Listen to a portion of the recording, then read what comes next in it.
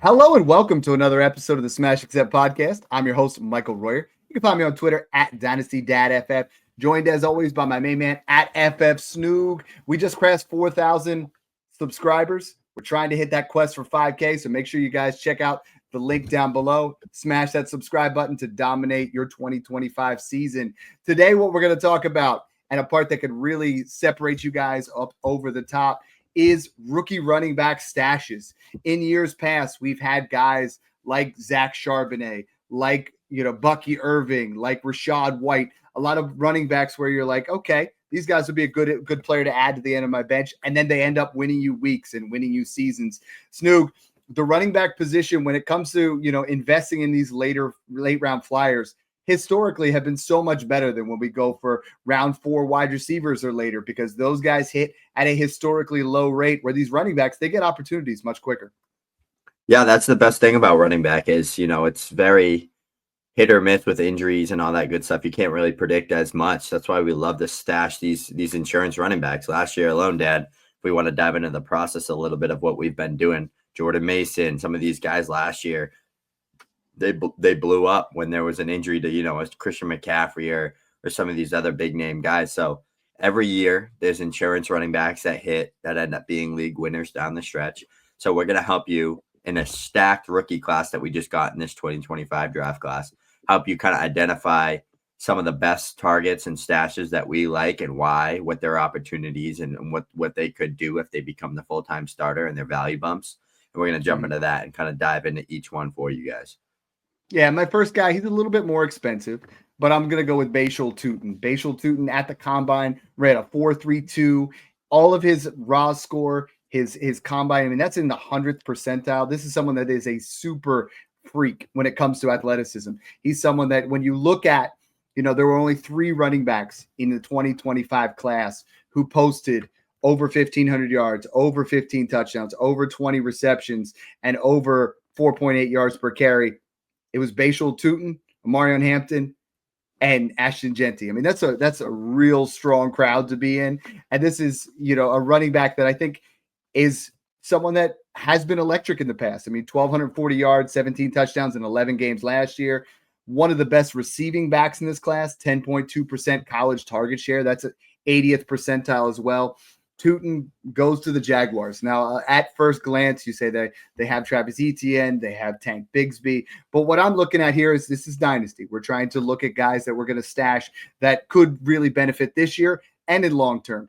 People ask me all the time, Dad, is it Etienne? Is it Tuten? The answer is both. I think Etienne walks at the end of 2025 unless he balls out this year. And then Tuten becomes the starting running back in 2026 for this Jaguars offense. Liam Cohen went up. He got his guy. Tuten ended up falling to the early 4th, which I think is an absolute steal in comparison to the way he performed at the combine. His athletic production profile, pretty much everything there checks all the boxes. And I think Bhayshul Tuten is a guy that you're going to reap the rewards of. Liam Cohen compared him to his Bucky Irving.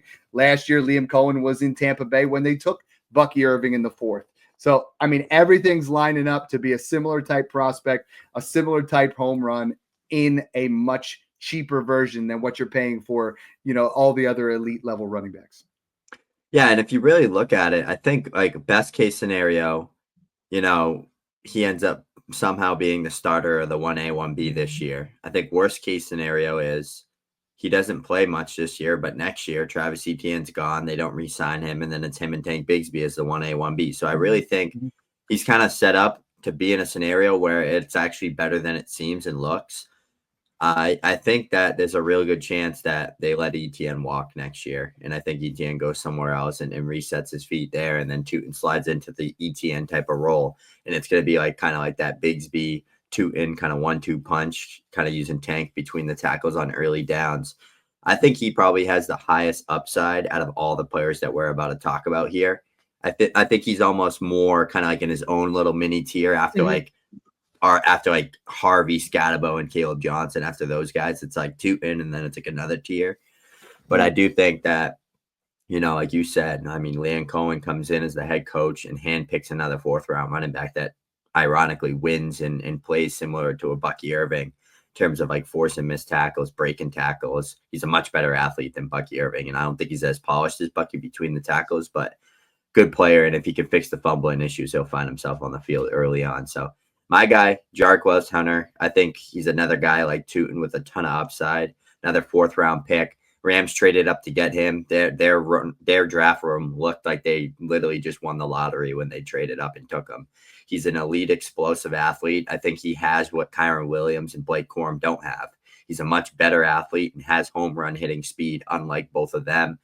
I don't think, and I don't want to come out here and just be, oh yeah, 4th-round running back's going to steal Kyren Williams' job. Like, the odds of that are probably not likely, but I do think he's good enough and has what Corum and Kyren don't have, where he has no choice but to be on the field at least up for, 8 to 10 touches, 12 touches, because he's that explosive athlete. And he played alongside Tanks Bigsby at Auburn in college, basically outproduced him from an efficiency standpoint, produced at a high level once Bigsby left. Had a little bit of a down year in his junior year, but he had some legal issues off the field and all that good stuff. But he just had 1,200 plus yards and 20 plus receptions and 10 plus touchdowns in his final year at Auburn. Still 21, 22 years old. I think that he's going to be a guy that comes in and has a ton of upside if Kyren or Corum were to go down with injury. But I also think he has standalone value. That is a player that, like I said, the home run speed is something the Rams don't have in their offense. They need that kind of dynamic home run hitting player. Just like Tuten, just like Hunter, those guys bring value that, the team needs. And I think that's why Hunter's going to find himself on the field as the second back in LA. Yeah. And when we talk about stashes, and again, patreon.com/SmashAccept, the link is below if you guys want to join, where we rank all of the players. We put all of our content in there. The next guy, he's my Dynasty RB 52. So we're not saying we're going out and just, sell the farm to go get these guys, but it's DJ Giddens. When we talk about players that are handcuffs, and that's the former term at Smash Accept, we've changed that to insurance running backs, because you got those guys where if you have Jonathan Taylor's played one completely healthy season. He was the RB1 overall. The offensive line in Indianapolis is very solid, but if he were to go down to injury, the only other running backs in town are DJ Giddens and Khalil Herbert. Khalil Herbert has shown that, occasionally he can pop off, but not a very realistic running back that you want to rely on. However, DJ Giddens brings that dynamic rushing skill set that we're all looking for, right? He's that contrast of he's got the raw, blocking abilities, he's got raw receiving abilities, but everything shows that he has exceptional vision and could be someone that at the next step really can pop off. Most people don't realize this, but DJ Giddens did not start playing football until a sophomore in high school. He's a little bit smaller, but he is absolutely dynamic with the ball in his hands. Back-to-back 1,600-yard seasons, ran a 4.38 at the combine. He's very raw athlete that has not hit his ceiling yet. When we talked about him in the process, we were saying it would be great if he lands somewhere where he can stay behind a stable RB1, learn the position a little bit better, and eventually become a starter. And Snoog, DJ Giddens could be a guy that, Jonathan Taylor has the contract. There is a way to get out. I know you've referenced that in the past, but Jonathan Taylor is a top-notch running back. But at some point, DJ Giddens is on this rookie deal. Maybe a couple years down the road, he could be a starter. That's what we really want from our insurance running backs. We want a guy that on a weekly basis might get a couple of touches, right? But when he gets the opportunity, a la Zach Charbonnet, a la, Bucky Irving, one of these guys where an injury happens or, any kind of opportunity knocks, they can step up and you want these guys because you draft them for, I got DJ Giddens everywhere in the 4th round of my rookie drafts. And guess what? The day Jonathan Taylor gets injured, he's worth a second. And you flip him like that and you instantly make money in Dynasty. And that's the process that I'm always about, is taking the investment that you have, taking the stock and just process over results, right? Is there a chance that he's worth more than a second? Yes, but I'm flipping him immediately. And I know you're in that same wavelength where when we're talking to these guys, I'm not investing in the 4th round wide receivers. I want as many running backs as possible. And this class was a loaded class. Most years, DJ Giddens goes late 3rd, early 4th. He falls to the end of the 5th, and I think he's a steal with the Colts. Yeah, and just like this next guy, Dylan Sampson for the Browns, another Yeah. 4th-round pick, another prospect, younger guy, 21, 22 years old, checks every box in terms of like a production, kind of breakout age, what he's doing in terms of like forcing missed tackles, yards after contact per attempt, all that good stuff. He's checking boxes, and you don't love to see a situation, especially like when you have an ETN, a Jonathan Taylor, or Kyron Williams, like all running backs kind of going into second contracts or already on second contracts, you're more excited to draft their stash insurance policy, like a Giddens, a Hunter, these type of guys. I never Mhm. love when like a team double dips and it's like they took Judkins so high and then they take Sampson 2-3 rounds later. It's like I don't love it because it's like he's attached to Judkins for the next 4 years, guaranteed, like no matter what, basically. And it's Mhm. like he has a bit more of a path to kind of gain, but Stefanski's known for that Nick Chubb, Kareem Hunt kind of 1-2 punch Yes. for a few years where they were both really good. Chubb was the clear RB1, but Hunt was still putting up, RB2 numbers. So I think we could see that here in Cleveland with Judkins and Sampson, kind of Judkins being like the workhorse, every down guy, Sampson coming in for screen passes, change of pace, third downs, all that good stuff. That's what I like about Sampson. And I love that if he can be a Kareem Hunt, he's 20, 21 years old, and he's in a good situation for the next 4 years to kind of be the face of the offense with Judkins as a run heavy team with Stefanski. Mhm. And Stefanski's just known for being like an RB guru, and like with Dalvin Cook, with Hunt, with Chubb. Past 6-7 years, he's been as an offensive coordinator or head coach. They've all been great. So I think he is in a good situation to thrive. I think he's a good enough prospect where he would have been a top 5 prospect, probably a second round pick if he came out in last year's draft in terms of his talent. And I think that he's a guy that, came out of Tennessee, played with Jalen Wright, who was another NFL caliber running back and still produced and still broke out at a young age. So he's been there with competition. He's produced. He performed in the SEC, put up 1,400 yards and 20 plus touchdowns last year. Early breakout, early declare. He checks a lot of boxes for me, and I'm fine, in the 3rd round of rookie drafts, taking a shot on him rather than trying to draft, a 3rd round tight end or a 5th round quarterback or a 4th or 5th round wide receiver. I'd go with a running back 10 times out of 10. Yeah, and the interesting part is he's tied to Judkins for 4 years. However, that's very similar to what we talk about with the Seahawks, right? Is Charbonnet was tied to Kenneth Walker for multiple years, but we saw him have, I mean, every time he gets an opportunity, he balls out. And I think Dylan Sampson is in that same mold, another really good prospect who I wish went to this next team that we're going to talk about. But a lot of these guys have opportunities to be backups. This next guy has an opportunity to steal the starting job. We talk about inefficient running backs being ahead of him. The Dallas Cowboys now running with the starting running back of Javonte Williams, who last year was wildly inefficient in Denver.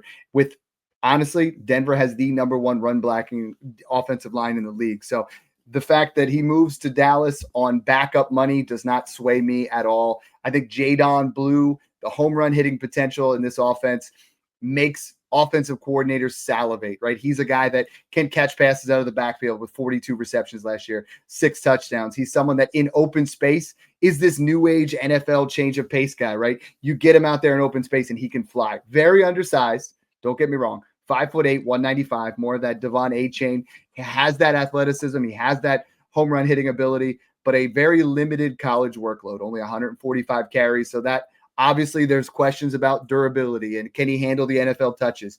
But when you get this guy the ball, big things are going to happen. And this Dallas Cowboys offense last year ranked 31st in fantasy in points given up with 28.6 points per game. What does that mean? That means this offense is going to have to put up points. They're going to be playing in negative game scripts and they're going to be trailing a lot. If that happens, I think Jaydon Blue is a guy that could catch 40 plus catches as a rookie and then have the ceiling to be a little bit more. We have not seen in some cases, I think DJ Giddens in particular and Jaydon Blue, we have not seen the best of their capabilities yet because we have not seen what like I said, 145 carries. Giddens started late into high school, so he didn't get a ton of carries. These guys have a ton of upside. And in this offense, I want as many shots as possible. Would I have liked it if Dylan Sampson went to the Cowboys or Ollie Gordon or one of these other guys? Absolutely, because I think they need multiple different kinds of running backs.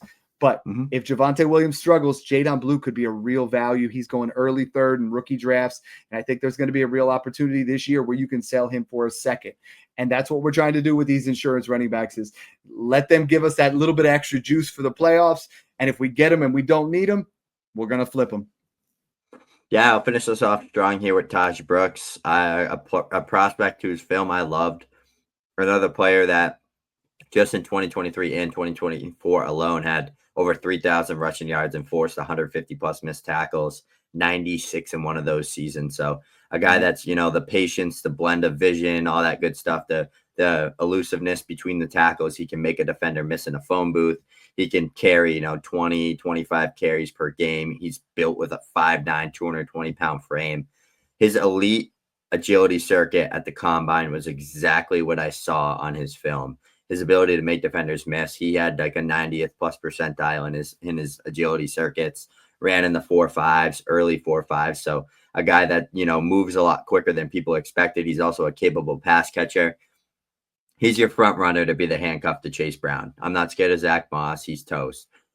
Taj Brooks is going to be the guy that comes in, takes some of the early down work from Chase Brown, gives him a breather.